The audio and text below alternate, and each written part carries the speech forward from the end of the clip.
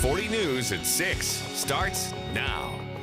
Sacramento County Sheriff Scott Jones is using Charles Manson's death to call for changes to the state's parole system.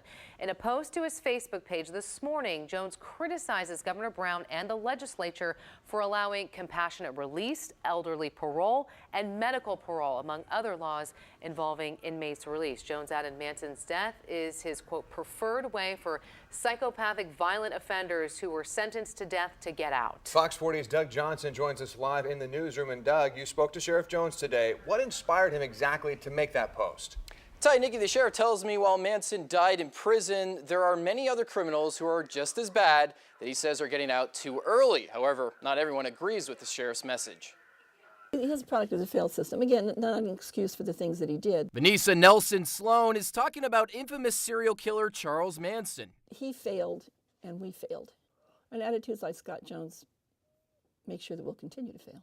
She's referring to what Sacramento County Sheriff Scott Jones said on Facebook this morning. Jones is not holding back that opinion of his on Manson. But all the things that he might have been eligible for, elderly parole, compassionate release, medical parole, all of those things that the governor has come up with either on his own or through the initiative process or that the legislature has come up with apply to everybody, Charles Manson included. Jones believes Manson's death highlights what he sees as problems in the state's prison system. There are dangerous, violent people, not with as high a notoriety perhaps, but that there's not dangerous, violent people being released under these programs today. He makes me angry because he's using his position and he's using misstatements, half-truths, and basically lies to make people afraid. Nelson Sloan is the director of Life Support Alliance, a prisoner rights advocacy group. She's also married to a former lifer herself. He goes back into prisons with me now to help the guys in there learn how to change their life and come home.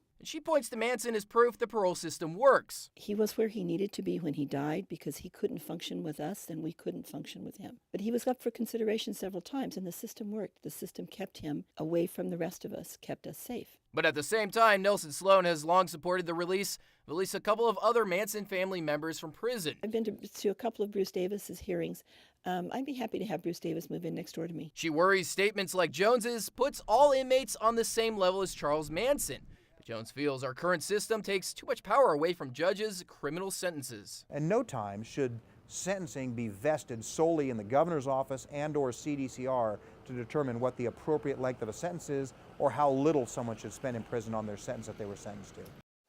Now, one of the Manson family members who is currently up for parole right now is this woman, 68-year-old Leslie Van Houten. Now, she has been denied parole 19 times, but in September, a state commission panel granted her parole, and it's now on Governor Brown's desk for a 120-day approval process. However, Brown denied her release last year, saying she, quote, currently poses an unreasonable danger to society. So soon we'll see what the governor has to decide this time around. In our newsroom, Doug Johnson, Fox 40 News. Doug, thank you. A death investigation under